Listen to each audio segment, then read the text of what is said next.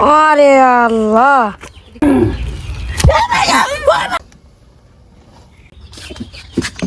আসসালামু আলাইকুম, আশা করি সবাই ভালো আছেন। আলহামদুলিল্লাহ আমরা অনেক ভালো আছি। তো এই যে দেখেন জান্নাত ভান্ডবাড়ি গুছাইতেছে।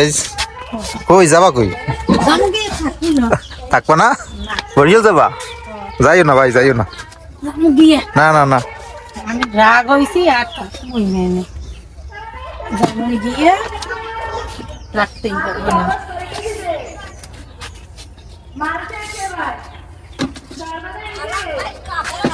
জান্নাত আছে রাগ হয়েছে। দেন ফেয়াসের চুলা মুলা সব খুলিয়ে লাইছে।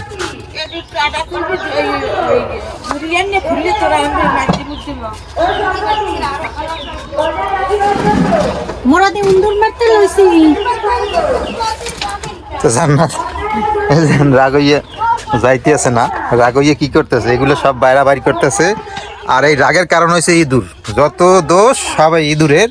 এই যে দেন ইঁদুরে মাটি ছালাই এই জায়গায় কি করছে চাই দেন অবস্থাটা একেবারে চাই দেন। এই পাহাড় বানাই গেলাইছে মাটি দিয়ে। এইগুলো যদি করে তাহলে কিভাবে থাই ঘরের ভিতরে? ঘরের ভিতরে ধান নাই, চাউল নাই, কিছু নাই। আমার এই জায়গায় খালি একটা চৌকি আর এই জায়গায় একটা র্যাক আর এই জায়গায় এই যে গ্যাসের চুলোটা এর উপরে এইটা। এই এর মধ্যে এরকমের সালান লাগে। এই ইঁদুরের লগে আমার কিসের শত্রুতা? হ্যাঁ, ওই জায়গায় যে বস্তাটা ছিল না, সেই সময় কাজটা করছে। তাই মাটি খালি আমি কই কদ্দূর চালাইতে পারো দেখি। আমি এই গুছামুই না এমন দেখি চালাইতেই আছে। কারণ এটার ভিতরে ঢোকাই যায় না এই ইঁদুরের মাটির লেগে। কারণ এই জায়গায় মনে করেন আজকে এই জান্নাত সব এগুলো বাইর করে দিয়েছে। তো আজকে হইলে এই বেড়াটা ছুটিয়ে তারপরে এই মাটিগুলো দেখি কোন জায়গায় হত করছে, ওদের ভিতরে সব দিতে হইবে, আর নাহলে মাটিগুলো সরাই ফেলাইতে হইবে। এই যে রাফসানের আব্বু ওই পিছনের বেড়াটা ছুড়াই নিতে এসে, কারণ বেড়া না ছুটাইলে কোনো কাজ হইবে না। এর লেগে এই বাইরের বেড়া আগে খুললে নিতে হইবে। এই পাশে বান্ধাও আছে নি, দেখকে লাও। তুমি করো ক্যামেরাটা থইয়ে বেড়া ধরো বাইর করে দিবেন। আচ্ছা আচ্ছা, ধরতেছি। মাশাল্লাহ মাশাল্লাহ, আমার লেবু গাছের পাতা দিয়ে এবার সজীবই উঠছে। এদিকে পাতা বাইরে এসে ছাড়ছে, কিন্তু লেবু তো হয় না, ফুলেরও দেখা নাই। জায়গায় ধরো। পরিমাণ উঠেছে মাটির ও এই দেখা বাবা, এই যে মাটি উড়ে ইন্দুর করছে। এই দেখো কি অবস্থা করছে, দেখছো? এই দেখো এই গর্ত একটা সুরুম করছে, এর মধ্যে পানি দিয়ে এভারেজ গিদের জন্য।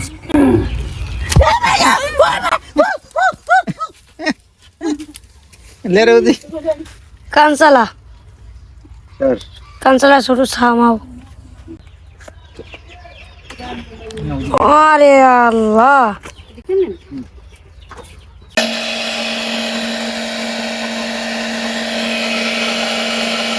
তো মোটর দিয়ে অনেকক্ষণ পানি দিলাম এই যে গর্তের ভিতরে, কিন্তু ইঁদুর বাইরেই নেই। যেন লাঠি সোটা নিয়ে দাঁড়াই রয়েছি সবাই, কিন্তু ইঁদুর বাইরে না। কোথায় যে যাই রয়েছে কইতে পারি না। অনেকক্ষণ পানি দিছি, কারণ কারেন্ট নাই, এদিকে বন্ধ করছি মোটর, কিন্তু ইঁদুরই বাইরে না। ওটার মধ্যে দিও না বাবা, ওটার মধ্যে দিম ওই কি জানি কয় দিম, ডেগ্গো দিমু, ডেগ্গো আনকোস ডেগ্গো। এইবার এই মাড়িগুলো দিমু, গাদাই বলবো সব। তো ইঁদুর আমরা পাইলাম না, কারণ মাটিগুলো দিয়ে গর্ত ভরি দিতে হইবে। দাঁড়াও, ইঁদুর না পাইলে তো সমস্যা। আবার ই করবে, চালাইবে আবার আরেক জায়গায় দিয়ে।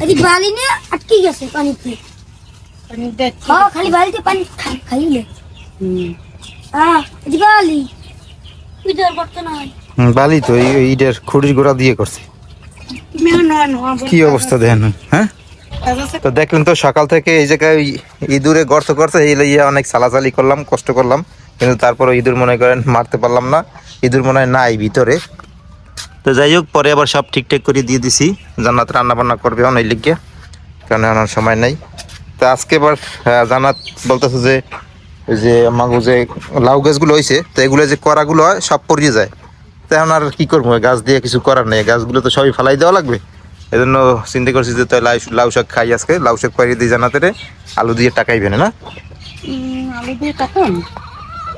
আলু দিয়ে টাকাইলে ভালো লাগে, আলু দিয়ে টাকা পাওয়া। এই যে ইলম না, ওই আগা আগালাম না, এই তো টাকান যাইবে না, নাহলে তো ওই আশটা থাকতে। ও তাহলে শুধু শাক টাকান লাগে না? হ্যাঁ, তাহলে কি করবা? ওই ভাজাভাজি করবো, হুম, ভাজবো না। বাস বালু দিয়ে। হুম, আচ্ছা ঠিক আছে, তা হ্যাঁ তো তুমি তো মজা এটাই লাগে। বেশি পছন্দ করো। আস্তে আস্তে দিও। তা আগেগুলো কাটো দি, লিলো দি, কেসিয়ান কেসি দিয়েও কাটতে পারো, তাহলে কাটছিল। কি করবো, এই এগারোটা কাটবো যে কাটো কাটো, এতে লাভ হইবে না, জানো সব পয়সা যায়, সব কাটছিল। এই দেন, এই যে করা এই যে সব পয়সা যায়, তো এগুলো রাখি লাভ আছে, কাটছিলি কাটো। মনে মায়া করে বুঝি কষ্ট গেলি এই যে নিচে অনেকগুলো ঝুলি রয়েছে, এই যে সব জায়গার এই যে করাগুলো পচে যায়, তাই এগুলো দিয়ে করবো কি? কাটো, বেশি তো ভালো হয়।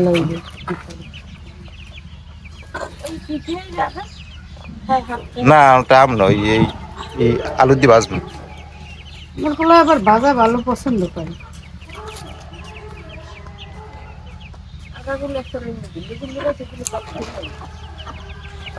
ও দেখলে কি মায়া করে, কম কিছুটা করা ধরছে।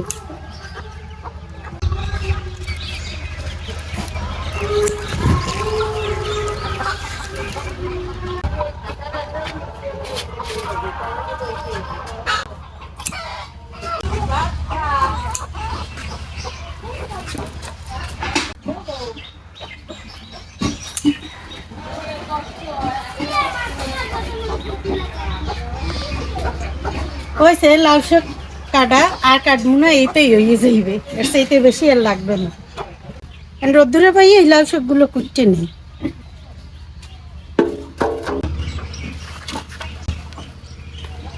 লাউ শাকের একেবারে আগা দেখে বেছে বেছে নিছি, একেবারে কষি দেখেন টন টন করতে এসে, এত সুন্দর।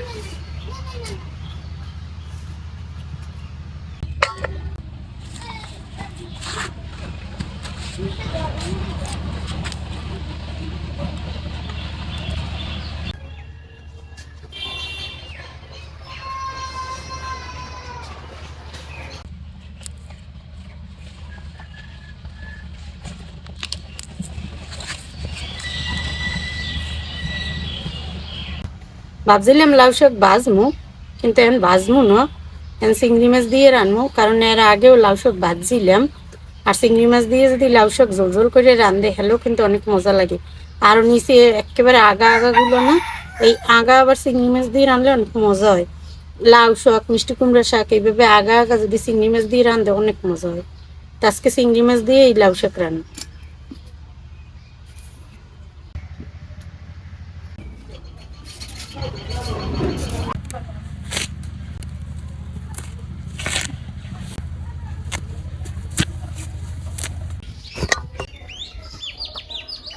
ছোট গড্ডায় ইন্দুরের মাটি ঠেললে একেবারে এলোমেলো করে এলাইছে সবকিছু, এই সব গুছাই গেছাই আইলাম। এই পর আবার লাউ গাছ দিয়ে লাউ শাক পাড়িয়ে নিলাম। এই যে লাউ শাক পাড়িয়ে কুটে কেটে নিছি, দেখলে নিত। এই দিয়ে আজকে চিংড়ি মাছ দিয়ে রান্নু। আর ফ্রিজে মুরগি ছিল, এই মুরগি নামাই নিছি, মুরগির লগে কটা আলু কুটে নিছি, আলু দিয়ে আর টমেটো দিয়ে আজকে মুরগি রান্নু। আমি চুলে ধরাই নিছি, এন রান্দা বয় দিম। শাক রান্দার লেগে কড়াইতে তেল দিয়ে দিলাম, চিংড়ি মাছ আর পেঁয়াজ কুচি দিয়ে দিলাম, চিংড়ি মাছ বাটা জোগা দিয়ে দিমু। এদিকে চিংড়ি মাছ ভাজা হইতে থাক, আর এদিকে এবার গোস্তের তরকারি বয় দিব। কড়াইতে তেল দিয়ে দিলাম গোস্ত রান্দার লেগে, দারচিনি, এলাচ, লবঙ্গ দিয়ে দিলাম। আর এই জায়গায় আমি সব মশলা একত্রে বাটতে নিছি, জিরা, আদা, রসুন, তারপরে পেঁয়াজ, তারপর দারচিনি, এলাচ এগুলোও বাটতে নিছি। আজকে একেবারে পুরো বাটা মশলা দিয়ে রান্নু, পেঁয়াজও কুচাই দেবো না। এই মশলাটা দিয়ে দিলাম।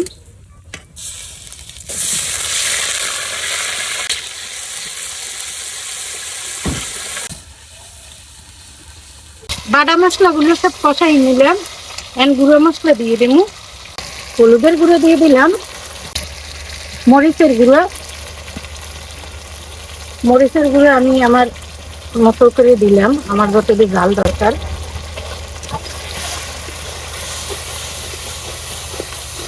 এবার একটু লবণ দিয়ে দিলাম, মশলার বাটিতে ধুয়ে একটু পানি দিয়ে দিলাম।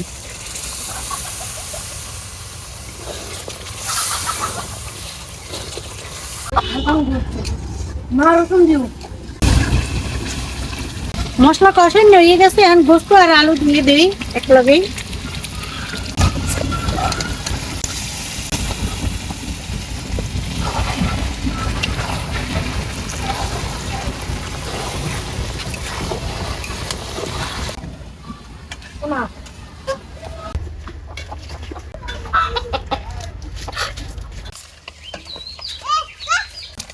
পেঁয়াজ আর চিংড়ি মাছ হয়ে গেছে, একটু পানি দিয়ে দেই, এবার বাদামি কালার চাইলে। হলুদের গুঁড়ো দিয়ে দিলাম, মরিচের গুঁড়ো, পরিমাণ মতো লবণ। এবার সব একলগে কষাইয়ে নিই, মশলার লাগে মাছের লাগে কষাইয়ে নিই। মাছ ভুনো হয়ে গেছে, এখন শাক দিয়ে দেই।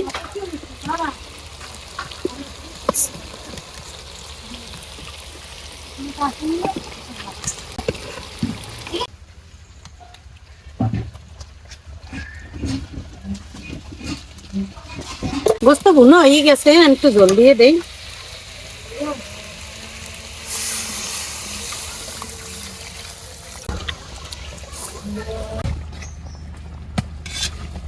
এখন গোস্তে দুটো টমেটো কেটে দেই।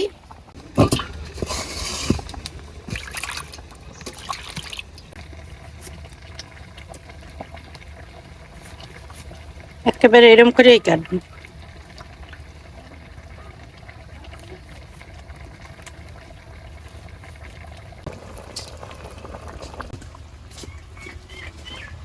এখন টমেটো দিয়ে দিলাম।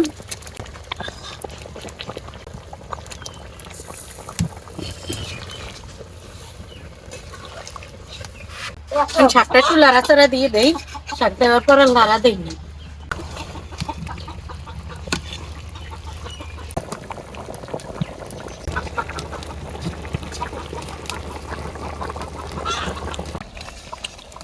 গোস্ত হয়ে গেছে, আমি একটু ভাজা জিরার গুঁড়ো দিয়ে নামাই নিমু। ভাজা জিরার গুঁড়ো দিয়ে দিলাম, জিরার গুঁড়ো দিয়ে দিছে, এবার তরকারিটা নামাই নেই।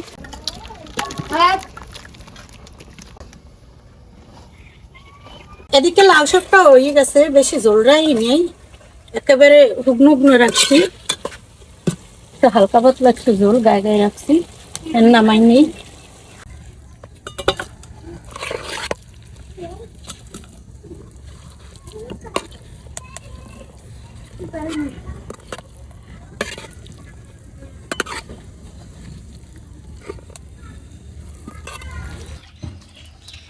আলহামদুলিল্লাহ, আমরা দুপুরে খাবার খেতে বসলাম। এই যে খাবার নিয়ে বসলাম, আর জানাতে যে খাবার, এই যে সালাদ করে নিতে আছে, যেহেতু মুরগির মাংস রান্না আজকে, এই জন্য সালাদ কাটতে আছে। আর এখানে আছে আর লাউ শাক।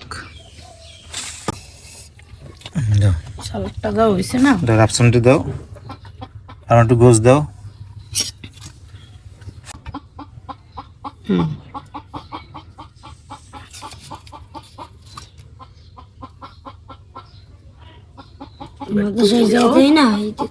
শুরু করো বাবা, শুরু করো, শুরু করো।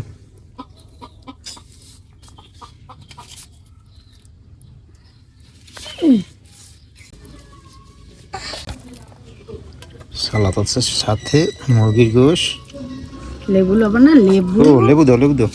বিসমিল্লাহির রহমানির রহিম। এই যে লেবু, বুনে বা লেবু, লেবু না হইলে আবার চলে না খাওয়া। লেবু হইলে খাবারটা মজা হয় না। আমার আর তর্ষণ না, আগেই খাওয়া। আমার যতই ভালো খাওয়ানো, আমার সামনে যদি সালাদ থাকে, তাহলে সালাদই আগে দরকার। যেই হোক, আমাদের বলতে ফেলুন, আমাদের এই সালাদ মালাদ সব ফেল করিয়া বুঝতে ভর্তার প্রিয় ভর্তাটা হয়েছে কি করবি, বেগুন বেগুন ভর্তা। ঘেরান না, জানা একটা মরিচ লই রয়েছে, বোম্বাই মরিচ, দেন অবস্থা। ঘেরাস মরিছে, খাও। লেবু দিয়ে ফাটাফাটি ঘেরান।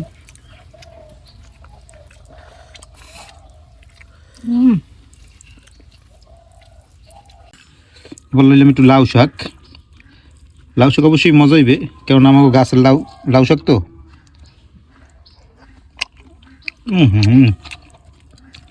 লাউ শাক চিংড়ি মাছ দিয়ে অনেক মজা হয়েছে। চিংড়ি মাছ দিয়ে লাউ শাক মজা হয়। ভেজাল মুক্ত জিনিস সবসময় মজা হয়।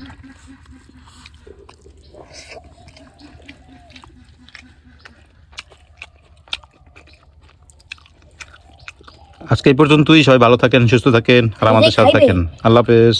এডু যে খাইবে এ কইবে ওরে তেরি